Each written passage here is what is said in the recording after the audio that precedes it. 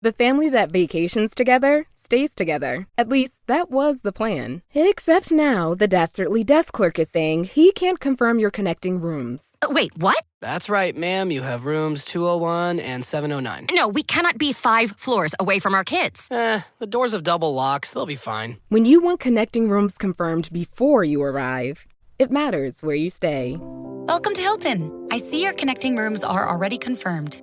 Hilton, for the stay. This episode is brought to you by Indeed. Stop waiting around for the perfect candidate. Instead, use Indeed sponsored jobs to find the right people with the right skills fast. It's a simple way to make sure your listing is the first candidates see. According to Indeed data, sponsored jobs have 4 times more applicants than non-sponsored jobs. So go build your dream team today with Indeed. Get a $75 sponsored job credit at Indeed.com/podcast. Terms and conditions apply. Hey guys, and welcome to the podcast. I'm really delighted to welcome back to the show Jon Ostenson, and he is a franchise consultant. And for the audience of doctor, lawyer, dentist, the high-income earner looking to branch out into other alternative income streams, diversify their income streams, Jon's the man. He appeared on our podcast a couple years ago and is here to update the audience on the state of franchising, what markets are hot, what to avoid, and how he helps you. So, Jon, welcome. Yeah, appreciate you having me back. Excited to be here. Yeah. And briefly introduce yourself and we'll dive into the world of franchising.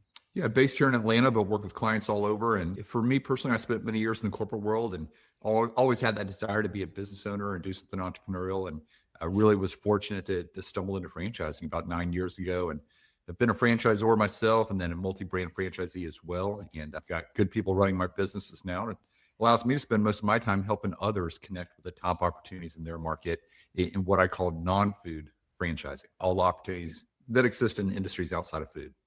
Yeah. And a lot of the questions, because I just got off the podcast with another guest and he's helping tech startups grow and scale.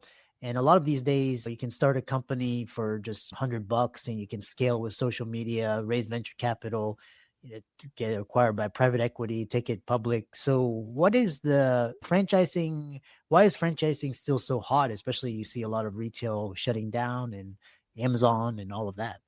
Yeah, there's never been a better time to be in franchising. There's the interest levels at an all-time high, I think, for a variety of reasons. A lot of folks with technology backgrounds and consulting backgrounds, but also a lot of, like you said, doctors and other high-level professionals. We work with a lot of those. And I think there's a couple of things. So a lot of folks will invest in real estate, but the fact is with high interest rates, that less inventory, there just haven't been as many good real estate deals of late. So a lot of them are jumping over and saying, what are other alternative investments that I can get involved in that provide potential for really good returns that are also tax advantaged? And a lot of people, again, want to get into business ownership. The government incentivizes it in a very large way. But the problem is you don't have predictable playbook, whereas franchising delivers that. You've got a franchisor supporting you on the sideline. You've got a mastermind of other franchisees living the same thing day in, day out. So I think for a lot of people, whether they're looking to buy an existing business or they're looking at startups, once they do the calculus, they come to the realization that franchising can be a better path to business ownership for many of them. Yeah. And so when people come to you for help with starting or getting into franchisors, what are the top questions or top concerns that they need to be aware of before diving into franchising? Franchising is just like every other industry where you've got great players and you've got some that are not as strong, right? And that's where we come in to help. And first off, it's entirely free to work with us. We simply get a referral fee from the brands. None of that's passed on to our clients. So it's a great model. But no, the things we encourage them to really lean into is, first off, we have a whole discovery process. They're going to get on a lot of calls with existing franchisees in the system, with the leadership team, really get to know them, make sure it's a good fit because it's a partnership. It's almost like a marriage. And so you want to make sure it's a good culture fit. You're going to get the support that you need. So we're looking at things like the leadership team's background. We're looking at the financial model, making sure there's a lot of meat on the bone, looking at the competitive advantages of the business, certainly the track record, what are current franchisees saying about their experience. So end of the day, there's a little bit of art, a little bit of science to it. Really, our biggest constraint right now is just that you mentioned living in Austin. Good opportunities move incredibly fast in good markets like Austin and Atlanta. So we're always out there attending conferences, working our networks, really making sure that we're at the tip of the spear for those opportunities for our clients before they sell out. just to give the audience just a taste, because obviously high income earners and real estate is just stable, like 8 to 10%. I don't think those are really eye-opening returns, but what about the investment returns on franchising? Yeah, certainly it's a loaded question because there's all different types of returns. One of the questions is, are you going to run the business yourself day one, or are you putting a manager in place doing what we call an executive model? And I'm happy to go into more of what that looks like as well. If you're paying a manager to run it, you've got to cover that nut before you start dropping the bottom line. So an example I gave, I was speaking in Dallas 2 weeks ago to a group of primarily dental practice owners. And what I shared with them was, in your typical service-based business, let's say home services, maybe you buy 2 territories, you're all in investment. It's probably somewhere in the neighborhood of, we'll call it 200,000. In year 2, you can potentially get those 2 territories up to $1 million run rate, oftentimes at a 15 to 25% bottom line margin. So if we take the median there, call it 200,000 to the bottom line, that's 100% return, right? 200,000 on a $200,000 investment. And you're getting tax advantages of business ownership, and you're building an asset that you can sell. There is that potential for a very large return profile. However, the trade-off is that you're putting energy and effort into the business, right? Now, that's where franchising comes in, because they do allow you to potentially be a little more hands-off over time because the franchisor is supporting your team. However, I never want people to go in blinded to that. If business ownership was easy, then everyone would be doing it. There's a reason why you can make larger returns. It's because it does take some degree of involvement. Yeah. And on the risk spectrum is real estate, and then franchising, and then startups. So again, a lot of the audience, doctors, dentists, they love real estate. That's just like they all gravitate to real estate. And if real estate market is not as great today as it was before, why are they a great fit for franchising now? And I support the strategy of real estate too. I'm an all of the above investor. I've got Airbnbs. I invest in funds and in syndications in the real estate world too. So I'm all of the above. But no, I think that, again, that return profile, the ability to have the tax advantages. And I think a lot of times in real estate, a big area of franchising is home and property services. That's a sweet spot. There's so many different niches, from insulation to flooring to roofing to pool cleaning to cabinets, things that they may already be involved in or have some knowledge of or see the need for and understand with their properties. And they say, hey, here's businesses that I'm already using today that I can now potentially use for myself as well as all my friends, vertically integrate, if you will. So I'd say those are some of the reasons. And just to touch on that point too, around industries, home and property services are a really big one, a lot of smart money flowing in there. But then it's also things like health and wellness, or categories like B2B, business to business services, or seniors is a huge area, businesses that relate to seniors or to kids or to pets. Again, a lot of things you wouldn't think of initially when you hear the F word, franchise. Yeah. The other question is, because you talk about a lot of people, when they think of franchising, they think of McDonald's or Subway or a Starbucks, but there's so many opportunities outside of food. So who's buying? Why are they buying? Or where are they buying? What are they buying outside of food? Yeah. So as far as who's buying, we see your typical corporate refugees. They're tired of what they're doing. They're tired of building someone else's empire, ready to build their own. A lot of existing business owners are saying, hey, I remember all the time it took and the effort and the learnings my first time around. For my next business, maybe I go with a franchise and add that to the portfolio. So that's another group. Like I already mentioned, real estate investors. So yeah, it's a broad spectrum, and they're doing it all around the country in all sorts of markets. We've done markets from Orange County to New York to quite a few places in between so far this year. But the types of business they're getting into, I just mentioned some categories high level, but I think about recent client placements over the last couple of weeks. Placed a couple in Dallas who currently, they bought a franchise with us 2 years ago, youth soccer franchise, have done incredibly well. They came back, said, hey, we're ready for the next thing. They just pulled the trigger on one that provides video advertising. Like you always see them waiting rooms, the TV screen, right? And so they're going to be the ones providing that advertising opportunity to small businesses. We just had a client in South Carolina that bought an insurance adjusting business, a property insurance adjusting. The B2B services have been popular, whether it be freight brokerage or consulting. We've got some cost consulting ones. A lot of interest in senior care, whether it be at-home senior care or things more on the peripheral, like handyman services catering to the senior population, or maybe it's senior fitness groups that go into these different senior facilities and provide their fitness training. So many different niches. Interesting. The other question is the idea of, because you talked about business owners or people with established careers, they're transitioning and starting a company from scratch versus franchising. Talk about franchising versus startups versus acquisition entrepreneurship. Yeah. First off, franchising is not right for everyone. Some people are too entrepreneurial. They want to put their thumbprint all over the business. They don't want to follow a formula. Franchising may not be a fit.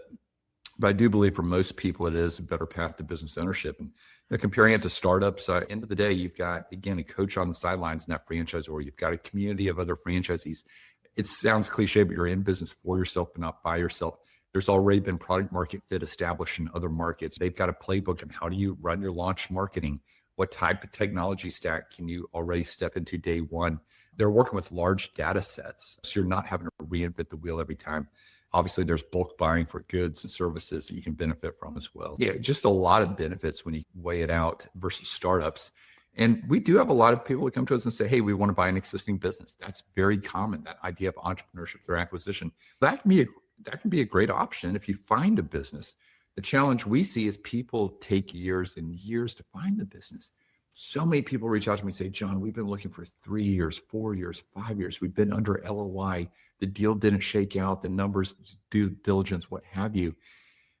End of the day, they're saying franchising is probably a better path, at least for this next season. We can always buy a business down the road, but what gets us in the game? If you spend 3 years looking for a business, why not start a franchise tomorrow? Get in the game, and 3 years from now, come back and keep your eyes open. Maybe there's a business to buy, or you can buy other franchisees in the system. That internal M&A is incredibly common. So I also think there is some risk, though, to the people oftentimes overlook to buying an existing business.